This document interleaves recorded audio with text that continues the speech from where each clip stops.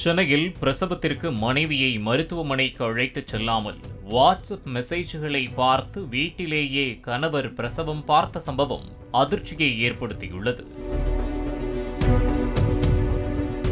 திருவண்ணாமலையைச் சேர்ந்த மனோகரன் சுகன்யா தம்பதியினர் சென்னை குன்றத்தூர் பகுதியில் வசித்து வந்துள்ளனர்.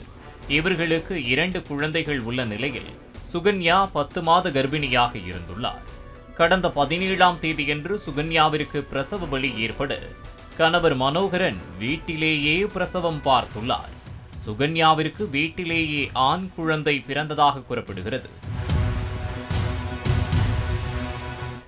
இந்த தகவலை மனோகரன் தான் வைத்திருந்த வாட்ஸ்அப் குழுவில் பகிர்ந்ததை அடுத்து வட்டார மருத்துவ அலுவலர் இதுகுறித்து குன்றத்தூர் காவல் நிலையத்தில் புகார் அளித்தார். இதன் அடிப்படையில் போலீசார் விசாரணை நடத்தினர்.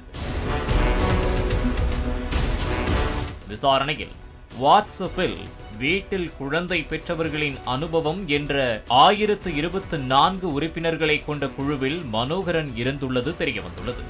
இதில் வீட்டில் பிரசவம் பார்ப்பது குறித்த தகவல்கள் அனுப்பப்பட்டு வந்த நிலையில் இதனை பார்த்து மனோகரன் பிரசவம் பார்த்தது தெரியவந்துள்ளது.